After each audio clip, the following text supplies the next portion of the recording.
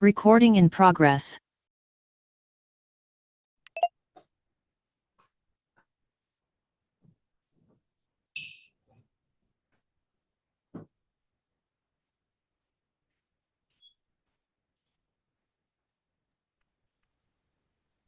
Good evening, everyone. Ask me from Team Tax. Welcome you all to today's live on the recent updates regarding the Prevention of Money Laundering Act 2002. But before we proceed, I share the opportunity to bring you tax. We are an ES leading publisher of corporate laws, committing to offering the most authentic, enriching experience. Our goal is to simplify the compliance for the legal community. And now, everyone, welcome our esteemed speaker, Aditya Ajgaon. He's a legal counsel specializing in corporate law, taxation, and economic offences. After graduating from university, he pursued his LLM at Cardiff University on money laundering. His book, Investigation, Confiscation, and Prosecution of the Prevention of Money Laundering Act, published by Taxmann publication, reflects expertise in the field. Legal luminaries like Delhi High Court Judge Advocate Senior Advocate Dr. Senior Advocate Shah, and Advocate Sudeep Pola mentored him. Presently, Senior Advocate Vikram Nankar. Before we begin, here are for the audience. Your mic will be on mute during this. However, you can post it chat box provide. The speaker will answer during or after the session. A copy of this presentation to you sent to email for future reference. So without further ado, request Mr. Rajgaonkar to address the audience. Over to you, sir. Thank you. Thank you so much for that kind introduction. Good evening. I am Aditya Ajgaonkar. I hope I'm audible to everyone. It's quite an interesting session that I have planned for you all today. We are going to be speaking about the PMLA. What I will try to do is sort of balance out, balance this lecture out for those who have, heard of PMLA before, who have worked and dabbled in PMLA before, and those who are completely new also. Of course, the subject is quite deep. It is quite technical, so we will not be covering everything. Today's focus of today's webinar is trying to update ourselves with some new concepts and some new ideas that have, added to the PMLA jurisprudence in recent times. By recent times, I mean the post Vijay Mandanlal Choudhary judgment, which I shall be referring to from time to time. So let's get right in. I'll take you all briefly through the starting of PMLA. What is PMLA? What are proceeds of crime? What is the offense of money laundering? And then we'll get to the nub of the matter. What is AML and why is it relevant? The Financial Action Task Force is a global money laundering and terrorist financing watchdog. The FATF is extremely important. For a large part of our audience today, even if you all have logged into PMLA webinars and lectures earlier, I'm sure everyone is curious about the 3rd May and the 9th May notifications that came out this year with respect to compliance, which made certain professions and chartered accountants reporting entities. The reporting entity framework that has been set up in India has been pretty much mandated by the FATF. And I will be taking you all through the parts of the FATF recommendations that recommend that member countries put these reporting standards up so that money laundering can be curbed on an international scale effectively. As of now, it's enough to know that FATF has developed 40 recommendations which ensure a coordinated global response to prevent organized crime, corruption, and terrorism. India is a member of the FATF. The FATF also regularly checks up on the follow-up, checks up on the compliance that the various countries do, the various member countries do with respect to I'm so sorry about that. With respect to the FATF recommendations, and therefore, it is important for India to comply with these recommendations. The 3rd May and the 9th May notifications are a direct result of the compliance. What is the PMLA? The PMLA Act actually came about in 2002. It has come out in 2003. The Act is known as the Prevention of Money Laundering Act. As the name itself suggests, the Act is both a preventive act as well as a punitive act. They The framework seems to suggest that both are equally important, and it is. In fact, the prevention part, the P part of the MLA, has been given a lot of frontage now that the notifications have come in. Some members of the audience may know that even before the 3rd and 9th May notification, there were other notifications that have included certain dealers in cryptocurrencies, etc., into the regulatory framework. A lot of real estate agents, which have been defined as so under various states and central RERA legislation, have also been covered under the under the framework as far as reporting entities are concerned. We will not be getting too deep into reporting entities right now because that is a completely different subject by itself, and it requires a certain amount of time and depth to get into.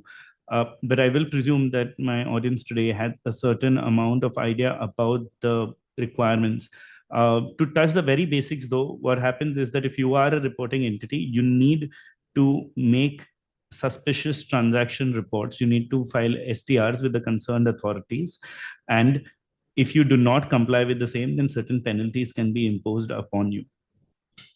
The entire idea of the PMLA concept works that if financial reward for crime is taken away, then crime itself will reduce. The background to PMLA, of course, has been that there was America's war on drugs.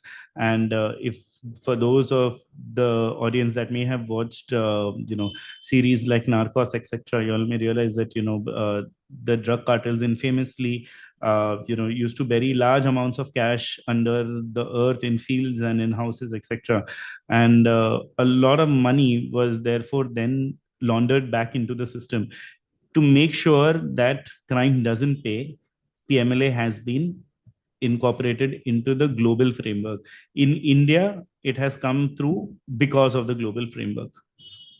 Why is PMLA considered draconian? PMLA has a lot of buzz around it recently. The Enforcement Directorate, or the Directorate of Enforcement, as the formal name is, has stepped up its activity on curbing the menace of money laundering. The main reason, of course, for which PMLA is infamous is the fact that getting bail after being accused of an offense under the PMLA under Section 3 is notoriously difficult. There are the twin conditions of bail that we will get to in a bit. And those twin conditions make getting bail extremely difficult. And the fact that getting bail is difficult means that an accused has to spend an inordinate time in jail as an under trial. This is perhaps the biggest deterrent that the PMLA has as of today. In some cases, in fact, PMLA proceedings have exacted a heavier toll than the primary offenses. Like if there is a scheduled offense under 419 of the CRPC, cheating by impersonation, the punishment is 3 years and the offense is bailable. However, the PMLA punishment is not less than 3 years, which may extend to 7 years, and the offense is non-bailable. Coming to Section 3 of the PMLA, we touch upon the offense of money laundering itself. And I will read through this quite slowly because it can tend to get a bit technical. The offense of money laundering is defined as whosoever directly or indirectly attempts to indulge or knowingly assists or knowingly is a party or is actually involved in, including its concealment, possession, acquisition, or use, and projecting or claiming it as untainted property shall be guilty of offense of money laundering. As if this wasn't enough, there's an explanation that has been put below it, which pretty much reiterates the same thing, for emphasis. This is for the removal of doubts. It is hereby clarified that a person shall be guilty of offense of money laundering if such a person is found to have directly or indirectly attempt to indulge or knowingly assisted or knowingly is a party or is actually involved in one or more of the following process or activities connected with the proceeds of crime, namely concealment or possession or acquisition or use or projecting as untainted property or claiming as untainted property in any manner whatsoever. What is so interesting about this definition is that it doesn't really require a person to have actually indulged in the offense of money laundering. Even if a person has indirectly attempt to indulge in the offense of money laundering, it will still be an offense under the PMLA. What is also very interesting is to note that the only saving grace with respect to this is the concept of mens rea, because the definition says that the indulgence or the assistance or being a party needs to be knowingly. Therefore, there has to be elements of mens rea or mental intention in actually being involved in the process of money laundering. Otherwise, according to me, this definition is extremely wide. It covers within its ambit a large number of activities. And if you are dealing either directly, indirectly, no, with proceeds of crime, Section 3 will apply to you. What would make the difference of you being guilty of the offense of money laundering is your mental intent behind it.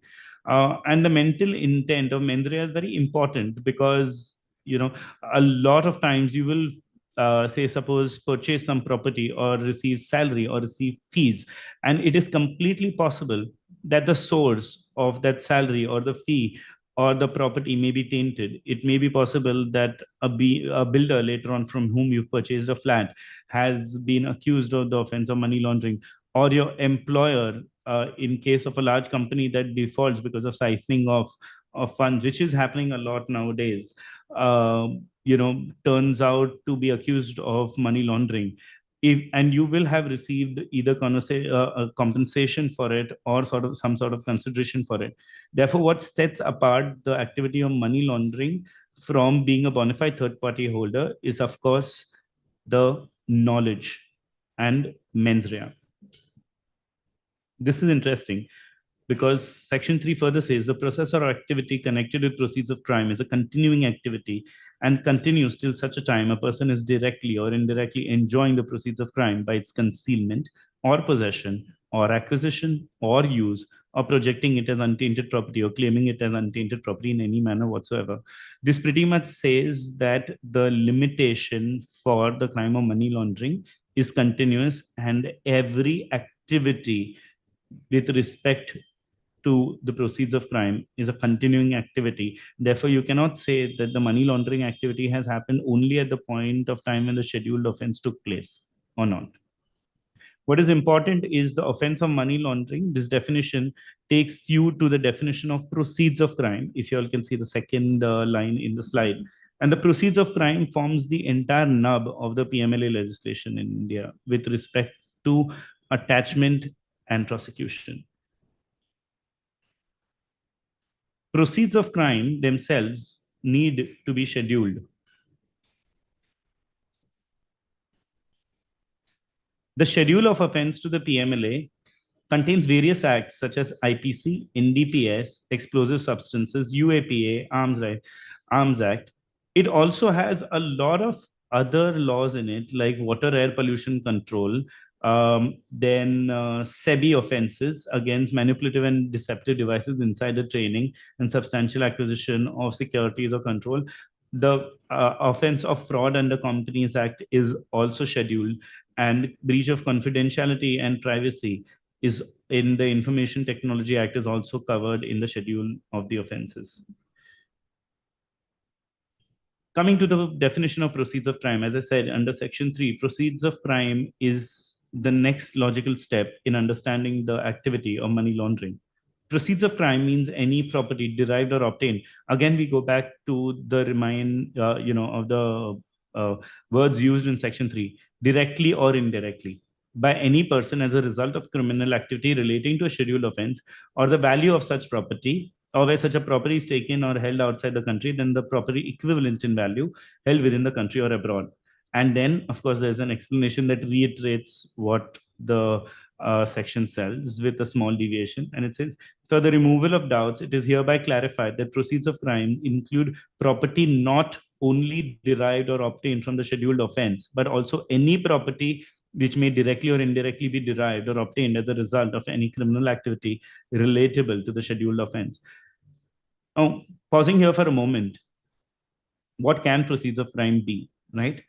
The definition seems to suggest that there needs to be criminal activity, of course, because otherwise the term proceeds of crime would be a total misnomer. So what is required first is a criminal activity. But this by itself does not make any proceeds that a person may receive from a criminal activity, proceeds of crime under the PMLA, it is required that whatever property is derived either directly or indirectly as a result of criminal activity has to be related to a scheduled offense. What are scheduled offenses? Scheduled offenses are those offenses that are listed in the schedule to the PMLA. We have in the earlier slides, which I'm going back to right now, taken a snapshot of the schedule of offenses. Please do note that the entire acts are not in the schedule. There are only certain sections and offenses that are contained in the schedule to the PMLA. And it is only when there are complaints with regards to such scheduled offenses that the offense under Section 3 of the PMLA gets triggered. Therefore, in order to reach Section 3, we need to go through Section 2U, which is proceeds of crime. What is also more interesting is that the concept of property equivalent, where the plain words of the act seems to suggest that when the property is taken or held outside the country, then the property equivalent in value held within the country or abroad. But the Supreme Court has widened this definition to say that even property equivalent in value that is held in the country, even if the proceeds of crime are not taken out of India, they will still be covered in the definition of proceeds of crime. What is the punishment for money laundering? Whoever commits the offense of money laundering shall be punishable with rigorous imprisonment for a term that shall not be less than 3 years, but which may extend to 7 years, and shall also be liable to fine. That when there are proceeds involved in money laundering related to any offense specified under, say, the NDPS Act, then the provisions of this section will have effect as if the words which may extend to 7 years, will be as if they are 10 years. Therefore, and for certain offenses, the maximum sentence will be extended instead of 7 years to 10 years. The institutional framework of agencies for PMLA are very important, because whenever anyone thinks of PMLA, the first thing that they think of is the Directorate of Enforcement. And yes, the Directorate of Enforcement is something that a lot of my colleagues who are already in the profession will be acquainted with, especially those who have been practicing FERA and FEMA. The charge of administering the prosecution and the attachment and confiscation part of the PMLA Act has also been given to the Directorate of Enforcement. What has happened is that the Directorate of Enforcement is the investigating agency and also the agency that files the complaint for PMLA and does the prosecution. However, with respect to compliance, which is very important for the compliance aspect of our profession, for those who are into compliance, the Financial Intelligence Unit is the nodal agency that has been set up by the Government of India to receive, process, analyze, and disseminate information regarding the suspicious financial transactions. Therefore, all those reports that you may send under the 3rd May notification, 9th May notification, or any other notification and the Part 4 of the PMLA has to go to the FIU-IND, who will analyze the information and then give strategic inputs to other agencies, including the Directorate of Enforcement, as provided for under the Act.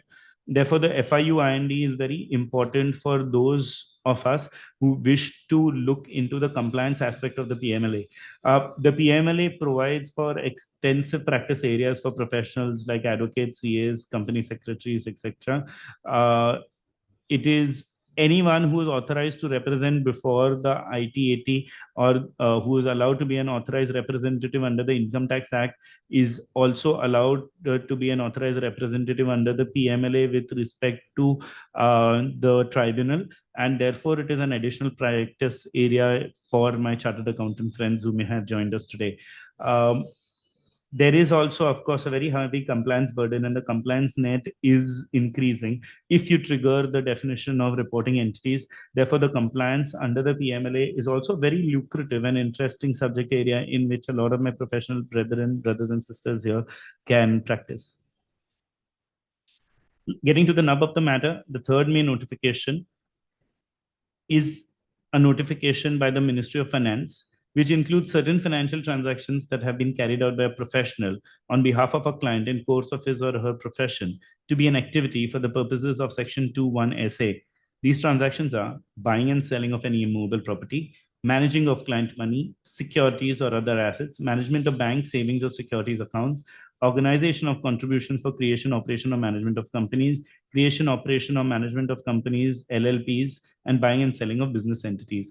I may request you all to make a note of this in your mind for right now, because we'll be getting to the FATF aspect of it also, which will shed light on why this third notification has come. This third notification has third May notification has seen a lot of chatter in the professional circles because it is applicable specifically to those chartered accountants who have obtained a COP, to those company secretaries who have obtained a COP, and those cost work accountants who have also obtained a COP. When I was discussing this issue with a senior advocate at the Bombay Bar Association, it was very interesting. What he said was that the personal covers is an inclusive definition. Therefore, it is completely possible that someone who is not covered under this proviso or this explanation, or someone who doesn't have a practice COP can also be covered. There are a lot of conversations already that have happened on this circular. We'll not spend too much time on it, but there is also a good chance that if you are a chartered accountant, qualified chartered accountant who is not practicing because he or she or you do not have a COP, then you will not be covered under this. What is also very interesting is that this requires you to carry out certain financial transactions on behalf of a client in the course of your profession to be an activity for the purposes of Section 21 SA, which is basically a designated profession, which makes you a reporting entity. So it is very important that if you are doing it in your personal capacity, not in your professional capacity, or if you've not been doing these things on behalf of a client, then the third May notification will not apply to you. The third May notification leads you to the definition of person carrying on designated business or profession. The notification of 3rd May now also requires you to again be defined as a person carrying on a designated business or profession. These people who trigger off the definition of person carrying on designated business or profession become reporting entities. Now, the flip side of being a reporting entity is that you not only have to report those transactions that are listed exhaustively in this slide or in the 3rd May notification, but then the entire part 4 of the PMLA that deals with the reporting obligation, that deals with those aspects of compliance, including reporting of suspicious transactions, carrying on advanced KYC, carrying on due diligence with respect to clients, will apply to you. While having discussions regarding this in various CA circles, study circles, we came to a very interesting conversation, where we figured out that none of these activities are actually core activities that a chartered accountant or a company secretary or a cost work accountant undertakes in the regular course of his or her profession. In fact, if you do undertake some of these activities in the regular course of your profession, there is a good chance that under the code of conduct, some of these activities may fall afoul of your code of conduct, and action may be taken against you with respect to these activities. The 9th May notification does not restrict itself to any designated professionals, but it doesn't exclude them as well. It covers everybody. And the activities that are covered in this are acting as a formation agent of companies and LLPs, acting as or arranging for another person to act as a director or secretary of a company, a partner of a firm, or a similar position in relation to other companies and LLPs, providing a registered office, business address or accommodation, correspondence or administrative address for a company or a limited liability partnership or a trust, or acting as or arranging for another person to act as a trustee of an express trust or performing the equivalent function for another type of trust, and acting as or arranging for another person to act as a nominee shareholder for another person. And then, of course, there's an explanation that provides certain activities where you will be excluded from this. For example, if you carry out any of these activities on behalf of an employer, as an employee in the course of your employment, then you do not become a reporting entity. Like if you carry out any of these activities through an agreement of lease, sublease, tenancy, or other agreement, suppose a company comes up to you and you enter into an agreement of lease for them to then set up the registered address, registered office in your premises, then this will not be covered. Please do note that registered documents also go through to the FIUIND. Therefore, it just depends upon which is the hand that actually is feeding the information to the FIUIND. These are extremely essential for the government to have a snapshot of what is being done by people in someone else's name. If you see the common theme for the 3rd and 9th May notification, the theme is that if there are activities that someone is carrying on behalf of another person, then those need to be reported, because there is a good chance that the first person on whose behalf these activities are carried on, that name may slip under the radar, or that person may not be identifiable easily in the transaction. Therefore, these two notifications will give a lot of impetus to transparency. The obligation of reporting entities is primarily contained in Section 12 of the PMLA, which requires every reporting entity to maintain a record of all transactions, furnish information relating to certain transactions, whether attempted or executed, the nature or value of which may be prescribed, and maintain a record of documents evidencing the identity of its client and beneficial owners, as well as account files and business correspondence relating to its clients. It is very important that these maintenance of record obligation is with respect to allowing the director that of the FIUIND to enable it to reconstruct individual transactions. These cannot just be snapshots of transaction. The information has to be maintained in a manner that those individual transactions that are the subject matter of the reports need to be able to be reconstructed. The action to be taken against a defaulting reporting entity, will not spend a lot of time in it. But what is important is to know that there is no prosecution for being a defaulting reporting entity. What can follow is a warning in writing, or specific directions for which you have to comply, or directing in this such reporting entity to send reports at intervals that may be prescribed, or, and this is the most important part of it, impose a monetary penalty on such a reporting entity or its designated director on the board or any of its employees, which shall not be less than 10,000 rupees, but may extend to 1 lakh rupees for each failure. Now, the important aspect is that this penalty is not a one-time thing. It is for each incident. Therefore, these incidents very quickly add up. So, it's very easy to say that the penalty is only 10,000, but it may extend to 1 lakh. But, the fact that you haven't registered maybe one separate incident, after that, every subsequent failure to report can be a separate incident. The good thing is, of course, that the director has the power to just issue a warning in writing, and the imposition of a monetary penalty is not compulsory.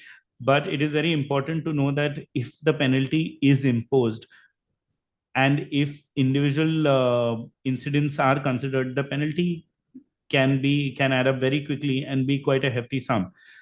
One sigh of relief that my professional brethren and also those who are reporting entities and are not reporting in can breathe easy with respect to the reporting obligations is that there is no prosecution that has been contemplated for non-compliance.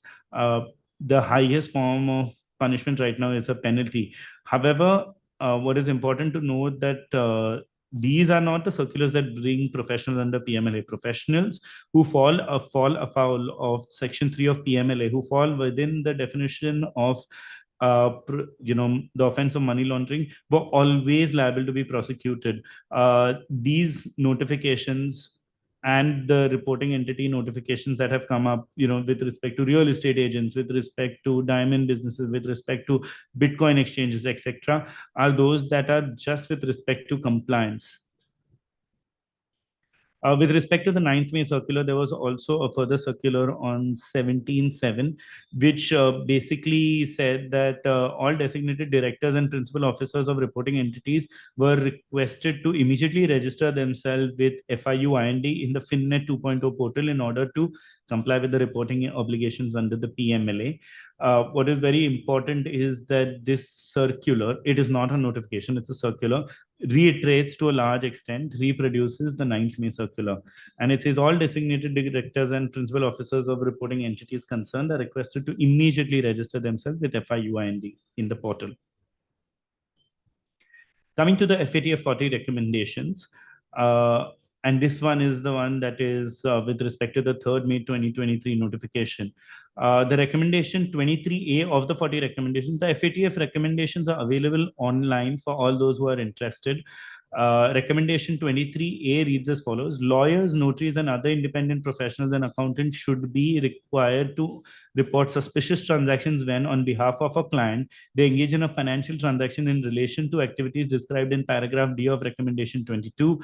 Countries are strongly encouraged to extend reporting requirement to the rest of the professional activities of accountants, including auditing. They're very interesting right now because auditing has not been included.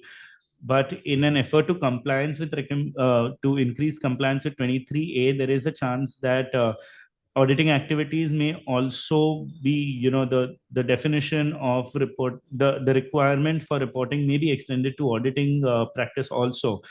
If that happens, we will see a lot of complications arise with respect to what to report, what not to report. And that could see a huge shift in the practice of chartered accountants that are there in the audience. What is very interesting is that the recommendation 22D, which is referred to in 23A above, is pretty much very, very similar to the 3rd May notification: buying and selling of real estate, managing client money, securities or assets, management of bank savings or securities account, organization of contribution for creation, operation or management of companies, creation, operation or management of legal persons or arrangement, buying and selling of business entities. Let me take you back to the 3rd May circular so that you get a snapshot. See, buying and selling of immovable property, managing of client money, securities or other asset, management of bank saving securities, organization of contributions for creation, operation, or management of companies, LLPs, trusts, and buying and selling of business entities. Therefore, very clearly, the 3rd May notification is based completely on recommendation 23C of the FATF, read with recommendation 22E of the FATF. So if we want to know how the PMLA framework is going to progress for the country, especially with respect to the reporting obligations, for those who are interested in PMLA or who want to, take PMLA, add PMLA as a practice area, the FATF 40 recommendations are the place to go. Sorry. If you go online on the FATF website, the FATF recommendations are available for free for everyone, and they are also updated periodically. So the website is quite up to date. So for those who want to practice PMLA, the FATF recommendations, according to me, are a must read. Similarly, with respect to the 9th May circular, recommendation 23C is with respect to trust and company service providers. In fact, if you see the notice that we have talked about earlier, the circular, not the notification, trust and company service providers is a term that is used in it with respect to the 9th May circular. Now, we find this term also in the FATF recommendations. Sorry about this, which is recommendation 23C. So the 9th May notification has been pretty much caused due to the recommendation 23C with 22E of the FATF.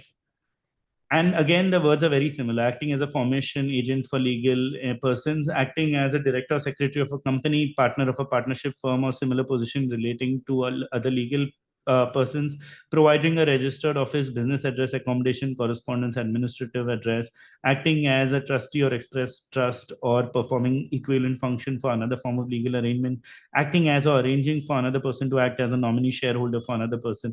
So these reporting entity definitions and inclusive criteria that have come up through these notifications are based completely on these 40 recommendations that are there of the FATF. In fact, by making some exceptions it is possible to say that the 9th and 3rd May notifications are in fact a bit narrower than the FATF recommendations based on which they have been brought into force. What is also important to note is that the FATF recommendation 23A includes lawyers, but lawyers are not included in the 3rd May notification yet, mainly because of the Indian Evidence Act that prevents lawyers from giving evidence against their client without without express permission from their clients. So there is a chance that there may be some amendments that may come up to give effect to it. We are not going to go into Vijay Mandanlal Choudhary. I hope most of my audience here is acquainted with Vijay Mandanlal Choudhary. This is a 2022 judgment that is extremely comprehensive. It is, as of today, the judgment that holds the field with respect to PMLA. Unfortunately, right now, the citations that I have are SEC online citations, but the PPT that will be circulated later will also have equivalent Taxmann citations. But we have reproduced Vijay Mandanlal Choudhary here for a very different purpose. Because my audience is very, highly professional in nature. I presume a lot of chartered accountants, etc., are here, except more than the general public. A lot of CAs would have this question. A lot of advocates would have this question. A lot of people would have this question: that what happens if there is, say, a search and seizure at my house, and a lot of cash is obtained in my property or in my various properties all across, whatever properties I hold. Now, the Supreme Court has held that the possession of unaccounted property acquired by legal means may be actionable for tax violation and yet will not be regarded as proceeds of crime unless the concerned tax legislation prescribes such violation as an offense, and such offense is included in the schedule of the PMLA. As it stands today, the Supreme Court says no section of the Income Tax Act finds itself in a schedule to the PMLA, and therefore, based on the judgment of the Supreme Court, it is reaffirmed that not only is it required that the property in question is derived or obtained from an offense, that is proceeds of crime, but it is also equally important that the offense must be included in the schedule to PMLA. The audience may already know that the Income Tax Act, the GST Act, etc., are not scheduled offenses. There are no offenses of the Income Tax Act and the other GST Act, etc., that are found in the schedule to the PMLA right now. Therefore, if there is any prosecution for offenses under the Income Tax Act, etc., PMLA proceedings cannot be entertained. So, because I've also promised you all to discuss the interplay, we will go into further Supreme Court judgment that has also come that will explain this interplay a bit better. But as of today, if there is no scheduled offense and the Income Tax Act does not find itself in the schedule, suppose there is a tax prosecution against me for evading payment of tax, the Directorate of Enforcement cannot take cognizance of the same with respect to the Income Tax Act. However, it is completely possible that if I am a public authority and if there is, evidence that suggests that what I have obtained is actually, monies that are not got to me by legal means, that if I suppose I fall under the Prevention of Corruption Act, certain sections are scheduled to the PMLA, and therefore then PMLA will be applicable. There's a very interesting observation in Vijay Mandanlal Choudhary, which again sheds a light on what the thought process behind proceeds of crime is. The Supreme Court observed that all properties required or attached by the investigating agency in connection with criminal activity relating to a scheduled offense under the general law cannot be regarded as proceeds of crime. There may be cases where the property involved in the commission of scheduled offense attached as investigating agency with that offense cannot wholly or partly be regarded as proceeds of crime within the meaning of Section 2(1)(u) of the PMLA. So as long as the whole or some portion of property has been derived or obtained by any person as a result of criminal activity relating to the said scheduled offense to be proceeds of crime, therefore the property must be derived or obtained directly or indirectly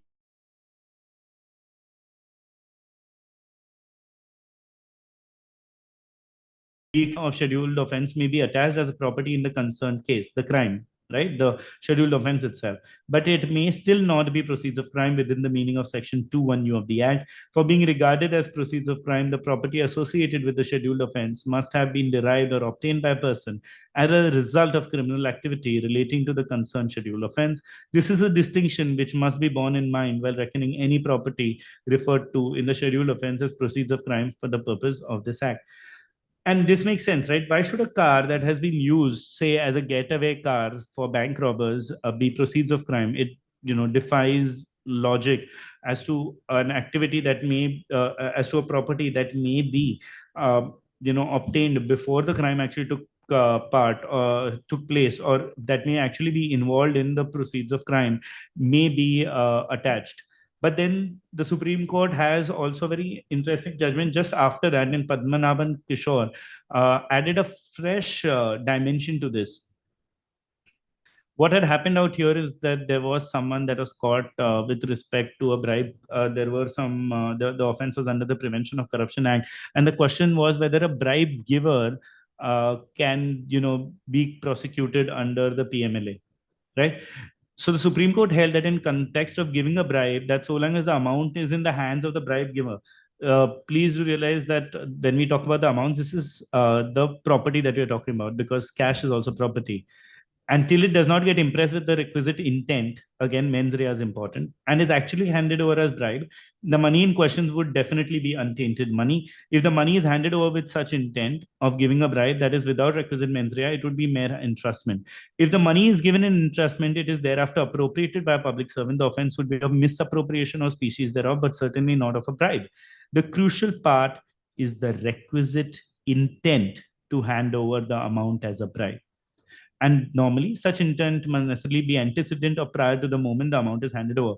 Thus, if the requisite intent, or as we say, mens rea, would always be at the core before the amount is handed over. If such an intent has been entertained well before the amount is actually handed over as a bribe, the person concerned would certainly be involved in the process or activity connected with the proceeds of crime.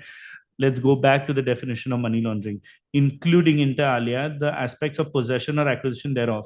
By handing over money with the intent of giving bribe, such person will be assisting or will knowingly be a party to an activity connected with the proceeds of crime. Without such active participation on part of the person concerned, the money would not assume the character of being proceeds of crime. The Supreme Court held that the relevant expression of Section 3 of the PMLA thus are wide enough to cover the role played by such a person. This judgment again shows that the centrality of the term proceeds of crime with respect to the offense of money laundering. Let us quickly go back to the definition of proceeds of crime and observe it with respect to this.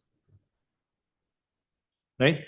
Proceeds of crime means any property derived or obtained directly or indirectly by any person as a result of criminal activity relating to a scheduled offense or the value of such property. So what is important is that the property must be derived or obtained directly or indirectly by any person as a result of criminal activity. So we are in a condition where, of course, the car that is used in getting away of, say, suppose certain people have looted a bank. The car that they use to get away from the bank, to run away from the cops, would not be proceeds of crime, but the driver would be guilty of the offense of money laundering. For those CAs that are here, this was a very interesting judgment of the Madras High Court, where it says that for issuing certain certificates, a chartered accountant is not required to go into genuineness or otherwise of documents submitted by his clients. He cannot be prosecuted for granting certificate based on documents furnished by his clients. What actually happens is a lot of chartered accountants, etc., give certificates, or even panel advocates, right? Because Madras High Court even looked into that aspect. If you suppose certain certificates are granted by a CA, and based on that, those certificates are based on false information that has been given to the CA or to the advocate, and based on the certificate, some crime is committed, like a fraud, would the fees that are given to a CA be proceeds of crime, or would the CA or the lawyer be prosecuted for the offense of money laundering? The Madras High Court has sort of given, some sort of a relief to professionals who say that if you're supposed to give an opinion based on certain documents, and your job is not to actually ascertain the veracity of those documents, then you cannot be accused of being actually taking part in the activity of money laundering. But a food for thought for the audience: if I am actually required to certify the authenticity of documents, like in the case if I'm supposed to carry out a statutory audit, would the statutory auditor, would he or she fall within the definition of a person, would the activity based on which, say, a loan is taken and then later misappropriated, would that be the offense of money laundering? Or if during statutory audit, statutory auditor does not realize and money is being siphoned off or does not report it, or if objections, audit report is not qualified to the same. These are interesting aspects, and they would be very highly factual. But for those people out here, those professionals who do not actually need to go into the veracity of the documents that are there, this judgment can be cited. We've been through Padmanabhan, Kishore, but we've gone through it again. With respect to PMLA versus IBC, there are some very interesting judgments that have come up. The Rajiv Chakraborty versus the resolution professional. This is a Delhi High Court judgment where the Delhi High Court observed that the order of attachment when made under the Act does not result in the corporate debtor or the resolution professional facing a fait accompli.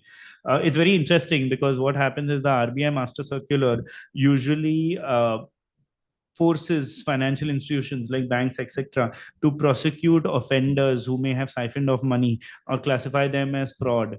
And then they have to compulsorily prosecute those people. Now, if the fraud amount is large, say 200 crores, 500 crores, 1,000 crores, and a complaint has been made with this respect with the local police or with the CBI, there's a good chance that the enforcement directorate also take cognizance of it for the process of money laundering. What happens is, even if you use money for purposes for which if you use money that has been obtained out of a loan for purposes that are not sanctioned in the loan documents itself, it would still be cheating. Now, what also happens is, usually the default would happen, the company would go under Section 7 of the IBC before the NCLT. And usually, because of the number of proceedings that are going on, the provisional attachment order notice would perhaps come to the RP or the liquidator. The Section 8 notice would come to the RP or the liquidator. The Delhi High Court said that it is, that person is acting in representative capacity. A provisional attachment an RP can approach the competent authorities under the Act, that would be, say, the adjudicating authority under Section 8, with respect of tainted properties and ultimate claims of parties or the property that may be attached, and question of distribution on priorities would have to be settled independently and in accordance with the law. In 2023, we have a lot of judgments with respect to bail and recorded reasons. For those amongst us who are chartered accountants, everyone may remember recorded reasons, which were a part of Section 148 as it was then, before the regime changed, and now it is information. Please don't throw out those judgments that you all had with respect to recorded reasons. They can help you in PMLA. There are various sections, including those of attachment, adjudication, as well as arrest, which require the recording of reasons. But what has happened is, a lot of petitions have now reached the Supreme Court with respect to challenging the validity of grounds of arrest. Now, what has happened is that the Supreme Court, over a period of time, has said that, those recorded reasons are important. And it is very important to note that under Section 45, the requirement for bail is of the twin conditions. That is, the judge needs to be convinced, who wants to grant bail, that the person is not guilty of the offense, as well as that person will not commit any other offense when he's on bail, in addition to all the general bail principles. But for arrest also, under Section 19, it is important that the ED officer has to, after looking at materials in his possession, come to a belief and record those reasons in writing that that person is guilty of the offense of money laundering. Therefore, the standard even for arrest is higher. Now, this has been considered by Senthil, Balaji, Pankaj, Bansal, and with respect to Kishore, Arora, which in fact came out just last week. And what Pankaj Bansal said was that the recorded reasons in writing would have to be given to to the person who's been arrested during his time of arrest, because what they observed was different offices of ED were actually having different procedures with respect to giving these documents to the accused. Some were just showing it to them, some were reading them out, some were actually furnishing it and taking acknowledgement. So what Pankaj Bansal said was that henceforth that all the ED officers would have to hand over the reasons recorded on arrest. It is another thing, and this is something where I feel that there is a gulf between Pankaj Bansal and Ram Kishore Arora, where Pankaj Bansal was granted bail by the apex court because he wasn't given the reasons recorded. But in Ram Kishore Arora, the Supreme Court said that the henceforth that was used in Pankaj Bansal will not apply retrospectively, and they also observed that it is enough if the accused is made orally aware of grounds of arrest at the time of his arrest and is furnished a written communication about grounds of arrest as soon as it may be possible. That is, within say 24 hours of his arrest. Now, this somehow I feel has watered down the judgment of Pankaj Bansal, and Pankaj Bansal was also said to have somehow watered down Vijay Mandanlal Choudhary. But I think the law will develop even further. But the latest from the Supreme Court is that if the person is being arrested, then he or she has to be made orally aware of the grounds of arrest, and within 24 hours has to be granted written reasons for his arrest. With respect to Saumya Chaurasia, with respect to Supreme Court, it was very interesting that the judgment said that with respect to Section 45 that deals with bail, it is not necessary because Section 45 makes some exceptions for people who are below 16 years of age or for women or infirm medically. Section Saumya Chaurasia says that these people cannot claim as a matter of right. The courts will have to look at this objectively with respect to every fact of every case, because it cannot be that everyone who is a woman or under 16 years of age or is sick or infirm will be granted bail. There's a very interesting aspect of PMLA versus IBC, which we have touched on slightly in Rajiv Chakraborty. In P. Mohanraj and Shah versus ISPAT, that P. Mohanraj versus Shah brothers in SPAT, the Supreme Court distinguished Section 32A of Section 14 of IBC. Section 14 deals with the moratorium period. Section 32 is with respect to property of the corporate debtor after resolution has happened. What happens is that the current scheme of things seems to be that in Section 14, as will not actually be affected by Section 5.1, like in the sense that though it has been held in Rajiv Chakraborty, again, which I'm on the next slide, it says that with respect to Section 14(1)(a) of the IBC, the power to attach would not fall within the ken of Section 14(1)(a) of the IBC. So even if the power of attachment will not be hit by the moratorium under IBC, but under Section 32A, the authority is allowed to release all the assets of the corporate debtors upon successful resolution.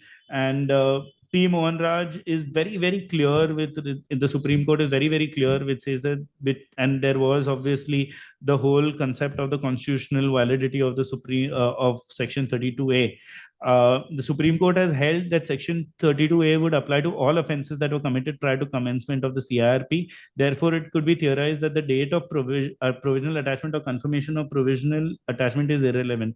The court held that this is my observation, obviously, but the court held that Section 32A(1) cannot be read in this fashion and clearly includes the liability of a corporate debtor for all offences committed prior to commencement of the CIRP. Doubtless, a Section 138 proceeding would be included and would, after moratorium period comes to an end, with a resolution plan by new management being approved, cease to be an offence acquired the corporate debtor. It is very important to know that Section 32A is not a get out of jail free card for the prior management of the corporate debtor, or not a get out of jail free card even for their private wealth. They can be proceeded against under the IBC. So there are a lot of judgments with respect to PMLA and IBC, and the tussle is ongoing. Because what actually happens is, it's a story of, two people fighting and the third person swooping in. The banks are duty bound to follow up on fraud and prosecute. The ED comes in and attaches the property, and the banks and the corporate debtors and the successful resolution applicants who have actually applied, and sorry, not the resolution applicants, those who have successfully purchased assets or have purchased the entire company, the corporate debtor on a going concern, get adversely affected. But according to me, it is fairly clear that if a section 32A of the IBC will have an overriding effect. It is also a more subsequent amendment. It is that has come into force way after the PMLA has, and it will have a overriding effect, as also observed by Rajiv Chakraborty and Nitin Jain liquidator. Just before ending, we'll just look at this very interesting judgment of Pavana Dibbur, which is also reported in at 23 SEC Online. What has happened is, again, Income Tax Act, GST might not be scheduled, but criminal conspiracy as an offense is in the schedule of the PMLA, the section 120B, and it was often argued, and contemporary jurisprudence seemed to suggest that 120B, if it is invoked, then the full import of the PMLA proceedings can be started, because if in the complaint, say with 276C or 276C2 of the Income Tax Act, a criminal conspiracy is also alleged, and 120B, which is punishment for criminal conspiracy, is also added in the complaint, then the ED can take cognizance. The Supreme Court said no, that 120B may be standalone, but the offense punishable under section 120B of the IPC will become a scheduled offense only if the conspiracy alleged is of committing an offense which is specifically included in a schedule. This will come as a big relief for all those people who may face prosecution, who would have otherwise faced prosecution under PMLA for those offenses that are not scheduled just because they're accused of being part of a criminal conspiracy. Very importantly, it's also been reiterated that it's not necessary that a person against whom offense under section 3 of PMLA must also be an accused in the scheduled offense, because a person who's committed the crime may not necessarily be responsible for laundering it. Again, very important aspect is, even if the person who is shown in the complaint under PMLA is not an accused in the scheduled offense, that person will gain benefit from acquittal of all the accused, because if Vijay Mandanlal Choudhary makes it very clear that if there is no scheduled offense, then there will be no offense under section 3 of PMLA, right?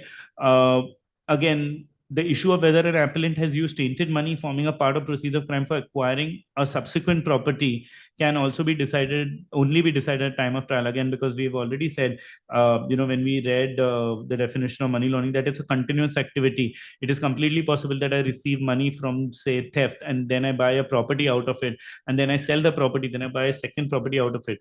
The offense of money laundering is a continuous one with respect to PMLA. I'm sorry for having rushed through the slides. We've gone through them quite quickly because I have been informed that we were on a timeline. If there are any question answers, we can take them now because we're almost done.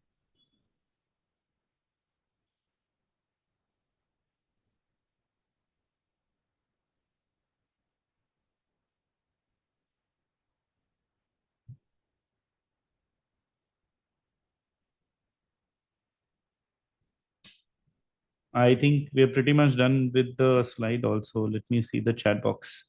Sorry. I'm sorry. Hello.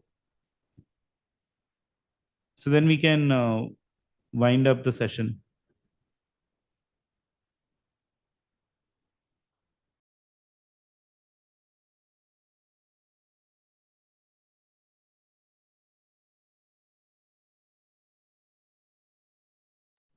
Thank you so much for being here today. I can see that there were certain comments that have come about my voice echoing. Unfortunately, we had checked it out, but we had seen that there at that time I was told that there was no echo. Thank you so much for patiently sitting through this webinar. I hope it has helped you all as much as it has helped me. Thank you. All right. Thank you, sir. Thank you for your outstanding presentation and a clear and concise explanation of the subject matter. We greatly appreciate the effort that you put into making this session a success. We would also like to thank the participants for their cooperation and contributions. We could not have done it without you. Although we have attempted to. Do we have 2 minutes? There's a question on the Senthil Balaji case. Sure, please take it. Please go ahead. Yeah. So let me just share the screen again. Just 1 second. Sorry. We'll just get this done. If there are any questions, please ask them right now, because then I can get it done, right? So Senthil Balaji, now what had happened was that there was a writ of habeas corpus that was put against an illegal arrest. So the arrest itself was challenged. And what the court actually held was that it is in the nature that to effect an arrest, an officer has to assess and evaluate the materials in his possession. Again, as I said, it is very important that under Section 19, the guilt that it is required that the reasons that need to be recorded by the assessing officer have to show, sorry, not the assessing officer, my bad, because of this thing, by the director who's affecting the arrest, or his authorized representative, say the assistant director or additional director. He has to record reasons that that person is actually guilty of the offense of money laundering. Only then can he arrest it. So what the Supreme Court said is, to effect an arrest, an officer authorized has to assess and evaluate the materials in his possession. Through such materials, he is expected to form a reason to believe that a person has been guilty of an offense punishable under PMLA. Thereafter, he is at liberty to arrest while performing his mandatory duty of recording the reasons. The said exercise has to be followed by way of an information being served on the arrestee of the grounds of arrest. Any non-compliance with the mandate of Section 19 of the PMLA would vitiate the very arrest itself. Under subsection 2, the authorized officer shall immediately after arrest forward a copy of the order as mandated under subsection 1, together with materials in his custody forming the basis of his belief, to the adjudicating authority in a sealed envelope. Needless to say, compliance of subsection 2 is also a solemn function of arresting authority, which brooks no exception. So there's a slight story behind this. It started with Vijay Mandanlal Choudhary, that says that that person has to be informed of his ground of arrest, which is also there in section 19. Senthil Balaji also says the same thing, right? But what Senthil Balaji says, that he has to be informed, and this has to be served on the assessee. The word used is served, not just given. And this word served was very important because it helped in Pankaj Bansal, where Pankaj Bansal said that, listen, various officers of the ED are doing various different things.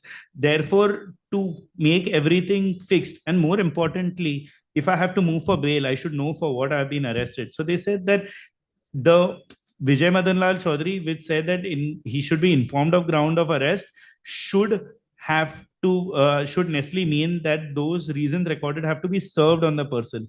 So it said that section 19, the language of section 19 of the act, puts it beyond doubt that the authorized officer has to record in writing reasons for forming the belief that the person is proposed to be arrested is guilty of an offense punishable under the act.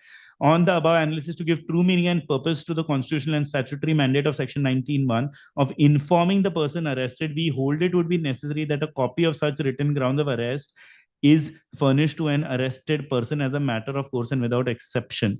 Now, what has been held with respect to Kishore Arora is that the word henceforth that is used in Pankaj Bansal would mean, from the date of Pankaj Bansal, it is compulsory that these grounds of arrest need to be given in writing, furnished to the accused.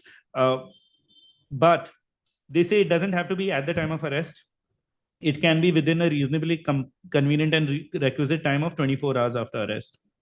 So to a certain extent, this would show that, the tug and pull of individual liberty vis-a-vis the heinousness of the offense is still weighing on the minds of the court. And, there is a lot that is yet to be said with respect to how this entire thing may develop in the future. Yes, all these judgments set a precedent. Sorry, the question was whether it sets in precedents. But we will have, you cannot read Senthil Balaji without reading Vijay Mandanlal Choudhary. Then you cannot read Pankaj Bansal without Senthil, and you cannot read Kishore Arora without Pankaj Bansal, and vice versa. So you will have to see, within what four corners does your case fall, right? Ram Kishore Arora right now is the latest case, and therefore it would be, to the extent it has distinguished Senthil and Pankaj Bansal. And technically, they have not said that we are distinguishing it. We are saying that this was always the meaning of it. So Ram Kishore Arora right now is the latest law on the subject, and therefore has to be followed. I think that pretty much covers the questions that were there. Thank you so much for this, and thank you for accommodating the extra time. No worries, sir. Thank you so much. And thank you to everyone again for their cooperation and contributions. Although we have attempted to address all the queries raised during the session, please feel free to send any additional queries in writing to sales@taxmann.com. Thank you all again. We look forward to presenting another vital topic to you soon. Until then, take care and have a wonderful time. Thank you. Thank you, sir.